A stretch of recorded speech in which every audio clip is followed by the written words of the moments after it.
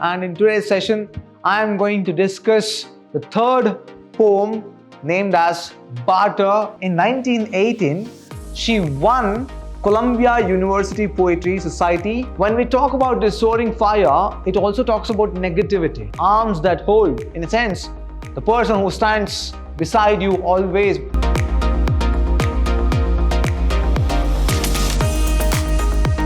Hello, hi, namaste, and welcome to Vidhyaashram First Grade College, the Temple of Excellence. I am Nandakishore, Faculty of English in Vidhyaashram, MYSURU. In my previous session, I had discussed one of the poems prescribed to BCom and B.B.A. MYSURU University students, and in today's session, I am going to discuss the third poem named as Barter, written by Sarah Tisdale. So in today's session, let us see what is this poem all about. First, let us see something about a poet and the poem. You should know what is the background, who is the poet, and what is the poem all about. This poem is written by Sarah Tisdale. She is an American writer, American poet, and in 1918, which is very important, in 1918, she won Columbia University Poetry Society prize for her collective work, Love Songs. So this is the collection of poems, and under this collection of poems, Barter happens to be or is the first poem. And Columbia University Poetry Society prize is nothing but Pulitzer Prize.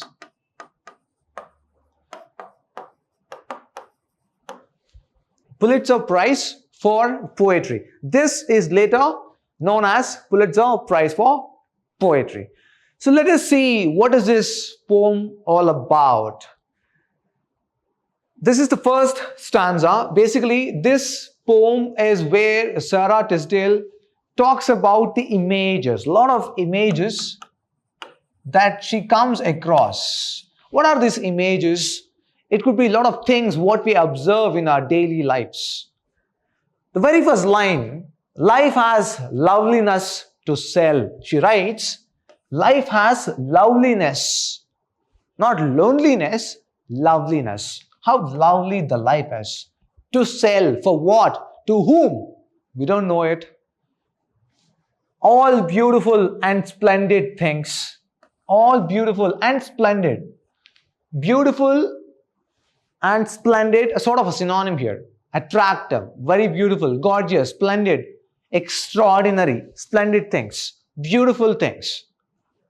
She says, life has loveliness to sell. We don't know it yet, to whom and to how. All beautiful and splendid things. She says, all beautiful. Everything is beautiful in life. And then she goes on giving the images. Remember, these are the images here. Blue waves whitened on a cliff.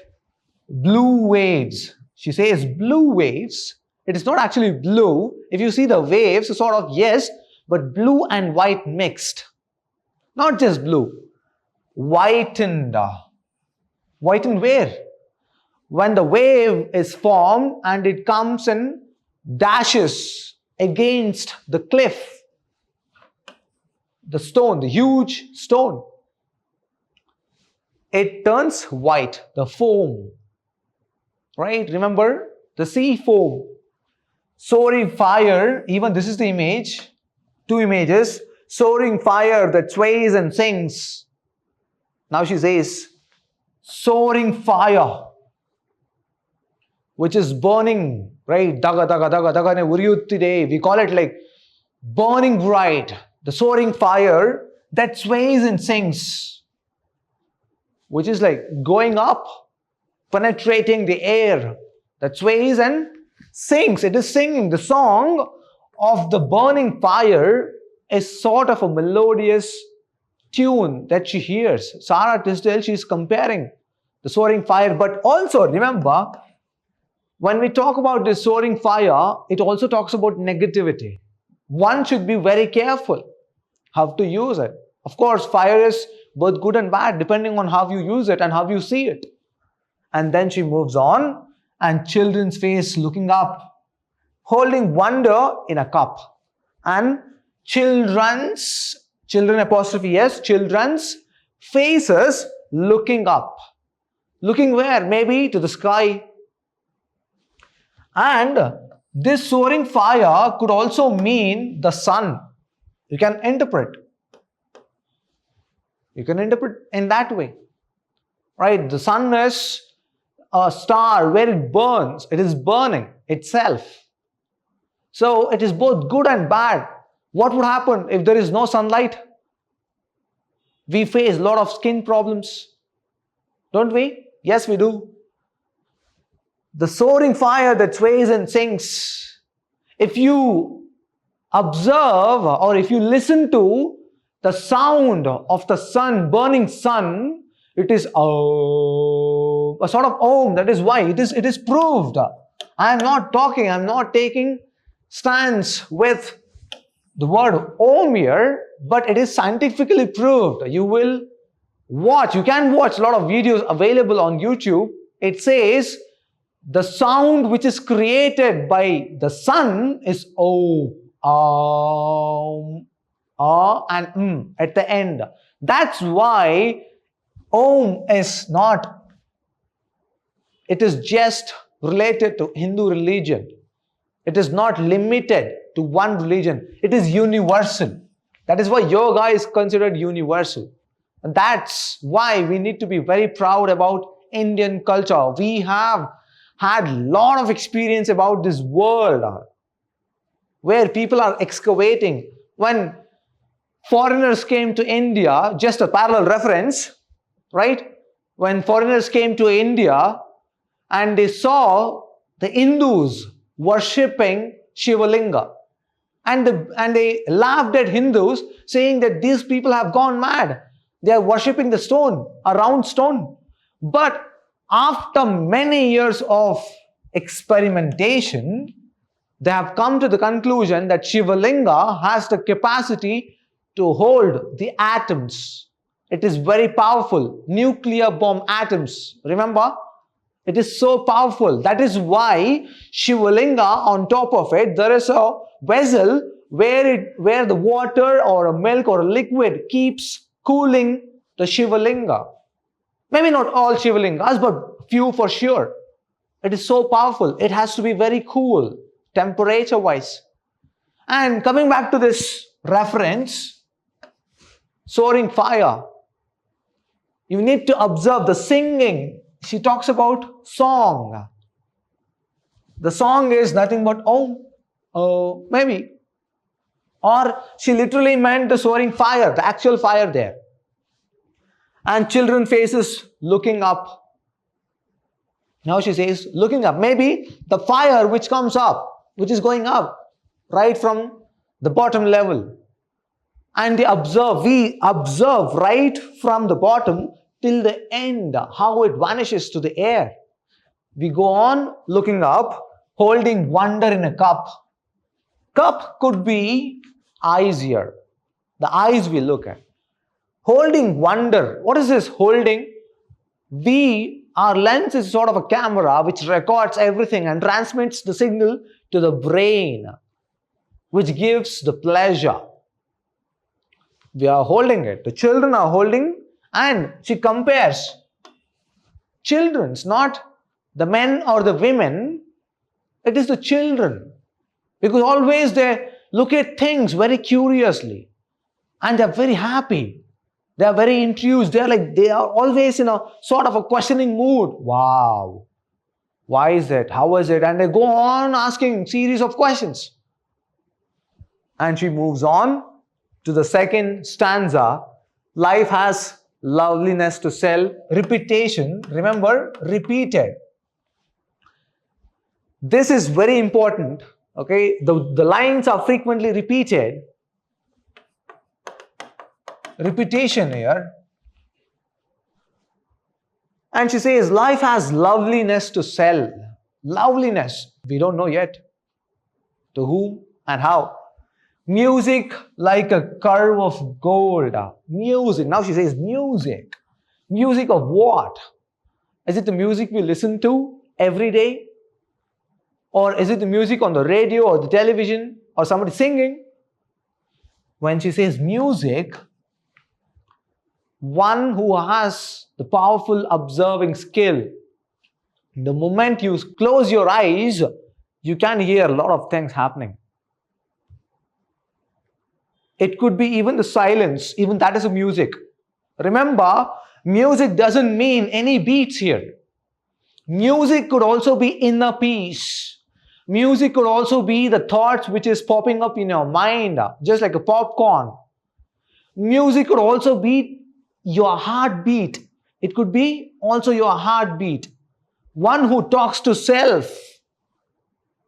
So beautifully she talks. She has written this curve of gold. Music like a curve of gold. Why? It is so precious. She says music, sort of a gold there, a precious ornament, precious metal. It could be anything for that matter. Scent of pine trees in the rain. We are talking about scent, not C-E-N-T, it is S-C-E-N-T, the smell, the aroma. Pine trees in the rain, during the rain. For that matter, I can give you a parallel example. What do we call for the smell? We smell or we feel during the first rains. The mud smell. Remember, the mud smells so good. What do we call it? We call it petrichor. It's called petrichor. The smell of the mud is so good. Right? And then there are a lot of songs sung on this feeling. In Kannada, right? Sugandhada Vasane, Mannu. The first rains as it falls on the ground. That's how powerful, that's how medicinal quality, or that's how powerful our land is. And it says, pine trees during the rain, eyes that love you. There are a lot of loveliness to sell. What are these loveliness? The images. To sell for what? To sell, you have it right in your hand. We'll talk about it later. You can sell it to gain inner peace, mental peace. Eyes that love you.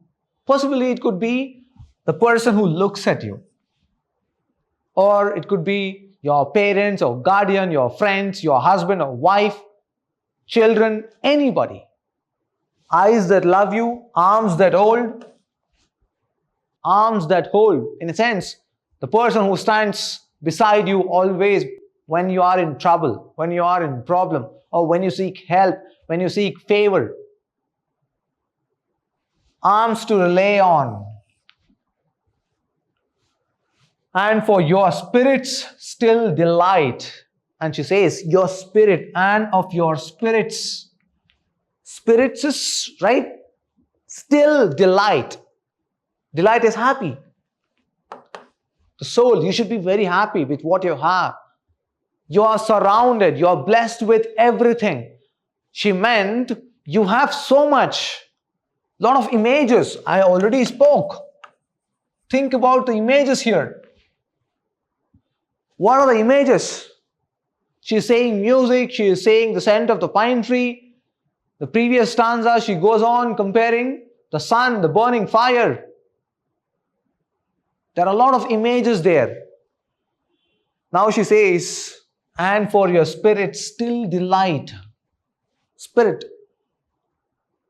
Spirit could be in other terms as well. Your soul, your spirit, inner spirit. Holy thoughts that star the night.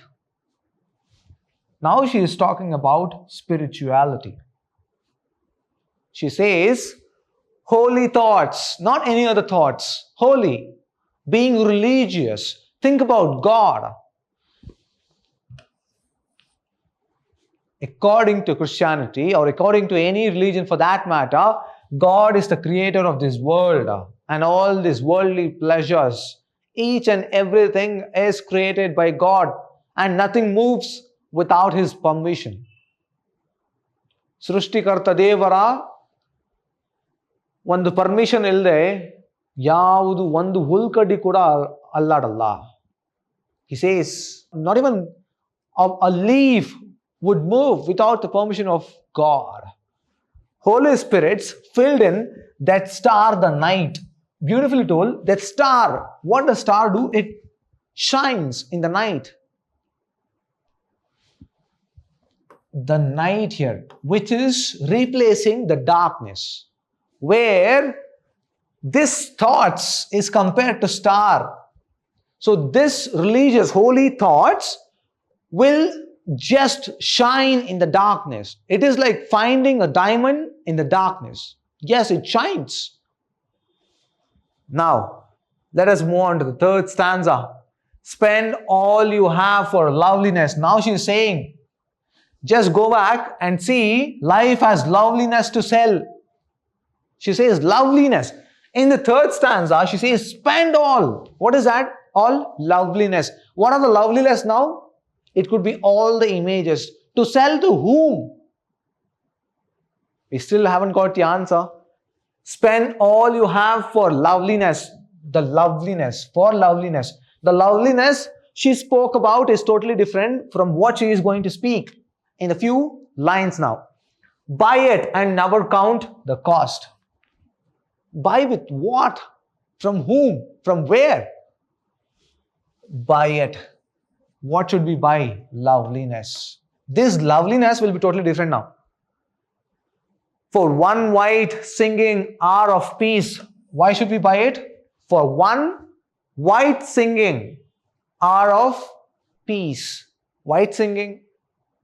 We have heard of singing. What is this white singing? Maybe the purity, the pure form of singing. For one white singing hour of peace, which gives inner peace. Biblical reference possibly. Religious reference, yes. Singing hour of peace, not P-I-E-C, it is peace. Inner peace. Inner peace, both in your mind and soul. Count many a year of strife well lost. The strife is struggle here.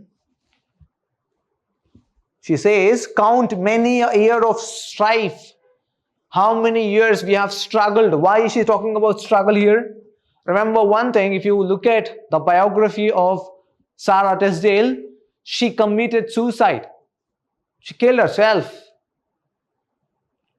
And she had a lot of health issues. She wanted to enjoy the life as it has come. And she says, count many a year of strife well lost. Well lost. Which is lost. Forget about it.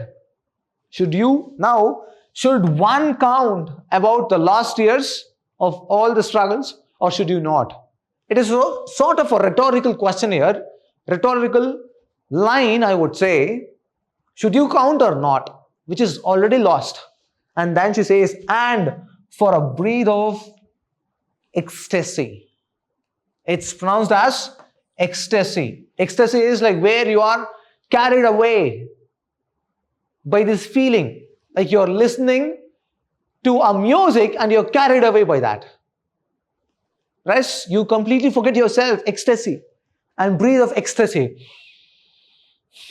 Yeah, I should think and I should forget. Carried away. We are talking about it. She's asking us to go back to the past. Go back to the flashback. Give all you have been or could be. Now she is saying, enjoy it. It is sort of a poem where Sarah Tisdale is telling, whatever you have it right here. So she says, give all you have been. All you have been, just be what you are. Give to whom? All you have been, give it to yourself. So, sell, spend. What is that loveliness you spend? To whom? From whom? You to yourself. You have the happiness in your hands. So use it well. You have the capability of helping others, help. You have the capacity of enjoying your ambience, you enjoy it. And then she says, give all you have been. You have been a human being since very long year, right? Since very long time. So just be the way you are. Enjoy it as you are. And or could be. Now she says, give all you have been or could be. Be even better. If you can be, if you could be a better person, you have to. Try to enjoy the things which you come across, which you have in your hand. Why do you crave? Why do you cry that you don't have anything in your hand? Come on, enjoy your life. Think about it. She thought about it. She's asking the readers to think about it. So this is all about the poem Barter. First of all, we spoke about the poem here, right? So what is the meaning of barter? Have you heard of the term barter here? I didn't introduce you to the meaning of this word, first of all. Why? Because this word itself will give away the meaning. I wanted you to think first about the poem and then come back to this word, barter. The meaning of this word, barter, is like where we exchange, barter system, where we exchange things. Aren't we exchanging all our feelings with the world? The things we come across? Yes, we are. Barter is we give something to this world, it gives back something to us. You can also bring this reference to today's context. What is it? Today we are chopping up millions of trees, cutting down millions of trees. What would happen to us? What would happen to this world one day? It will end. This means the barter, the poem, could also be telling the readers, just try to reciprocate, try to listen to the world as it is. There is a lot of pleasure. Give something. What can we give? We can give, of course. We breathe, we inhale oxygen, right? We exhale carbon dioxide. Do we? What is that? We have to give back what world needs. World doesn't need us. Let me tell you, it doesn't need. But we need this world. Just leave the world as it is, it will flourish. Lush green, roaring streams. The seasons will happen on time. Sarah Tisdale meant look at things beyond. The line here could be, possibly you need to observe, you have been a human being. Of course, you have been taught that you can construct a house using the wood. But think beyond it. Can't you construct a house without using any wood? Any piece of wood here? Possible. You can travel from one end to other end without using your vehicle. Yes, you can. You can walk. Of course, it would take longer than usual timings. Think about it. So that is what she meant here. Let us move on to the previous year's question. Now name any two images mentioned in the poem Barter. It is for 1 mark here. Any two images? We have spoken of plenty of images now, like where music is a curve of gold, the sun, the fire burning bright with roaring streams, right? Next one is write an appreciation of the poem Barter. What is the meaning of appreciation here? Analyze is different, appreciate is different. Yes, Try to differentiate is different. Appreciate is to critically appreciate. You can also expect critically appreciate. So whatever explanation I gave is about appreciation. I'm not talking about summary. Don't write the summary here. Summary is totally different. I'm telling you. If you just write summary, of course you are going to get marks, but maybe not out of out marks. If it is for 5 marks or 10 marks, you won't be getting full marks.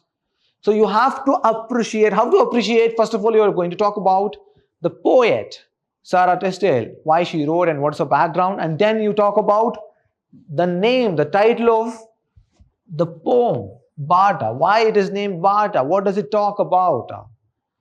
How different is this poem from the other poem? So that's how you are going to answer your question in the examination. So only a couple of questions asked in your previous year's question paper, but that doesn't mean that this poem is not important. All the poems are important. And remember, if there are 5 poems and 3 prose, they are going to ask the questions from all the poems and all the proses. I'm telling you all the prose. So you need to be very careful with the questions and the concept that you're going to choose. Maybe some would be asked for 5 marks and the others would be asked for 10 marks. In that case, all the portions, all the poems and all the prose are very important. Don't give prominence. Don't skip or don't plan or don't think of skipping one or the other poems or prose. Don't do it.